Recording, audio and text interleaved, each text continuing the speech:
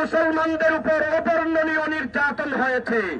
46,500 মুসলমানকে শহীদ করা হয়েছে এই 16 মাসে। আমরা দেখলাম তৎপরবর্তী সময়ে যুদ্ধবিরতির ঘোষণা, কিন্তু যুদ্ধবিরতির এই সময়ে, রমজানের এই পবিত্র সময়ে, রমজানের মাগফিরাত সময়ের এই দশকে আমরা কি দেখলাম? গত 2 দিনে 513 অধিক মুসলমানদেরকে শহীদ করেছে বেঈমান নেতানিয়াহুর প্রশাসন। আজকে আমরা দেখলাম জাতিসংঘ এখন পর্যন্ত নিশ্চুপ। গাজায় যখন আক্রমণ হয়, মুসলমানদের উপর যখন আক্রমণ হয়, ভারতে যখন মুসলমানদের উপর আক্রমণ হয়, মায়ানমারের এলাকায় মুসলমানদের উপর যখন আক্রমণ হয়, তখন আমরা দেখি বিশ্বমূলক মানবতাবাদী যারা দাবি করেন তারাও নিশ্চুপ থাকেন। তাহলে আমরা ইতিহাস জানি, আমরা হযরত উমরের উত্তরসূরি, আমরা সুলতান সালাউদ্দিন ইউসুফের উত্তরসূরি, আমরা নসরুদ্দিন বাইবাসের উত্তরসূরি।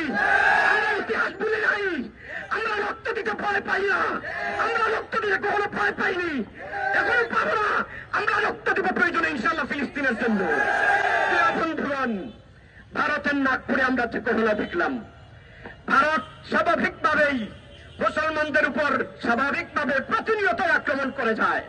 কিন্তু ভারতে যখন আক্রমণ হয়, তখন মুসলমানদের দেশ বাংলাদেশে কিছু মানবতাবাদী বন্ধু যারা অন্য সময় সাম্প্রদায়িকতার হত্যার নামে গুঞ্জন তুলেন, আলাপ তুলেন, কিন্তু আজকে এখনো পর্যন্ত তারা নিশ্চুপ।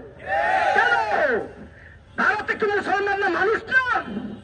ভারতের মুসলমানদেরকে কি মানুষ মনে হয় না? অতএব ভারতের মুসলমানদের উপর আক্রমণ বন্ধ করতে হবে। বন্ধুগণ, আমরা আয়া সুফিয়ায় আযান দিয়েছি, আমরা আয়া সুফিয়ায় আযান দিয়েছি। ইনশাআল্লাহ অনত বিলম্বেই আমরা আকসায় নামাজ পড়বো ইনশাআল্লাহ। বাদ দিতেও ফের আযান হবে ইনশাআল্লাহ। গানাদায় নতুন এক সমাজ আমরা তৈরি করব। সেজন্য ধারাবাহিক আন্দোলন, অব্যাহত সংগ্রাম, সারথি হবেন, সঙ্গে থাকবেন, সাথে থাকবেন। এই উদাত্ত আহ্বান জানিয়ে কথা শেষ করছি। বাংলাদেশ দেশব্যাপী ক্যাম্পাসগুলোর মধ্যে বৃহস্পতিবার 20 মার্চ দেশব্যাপী ক্যাম্পাসে মিছিল করবে।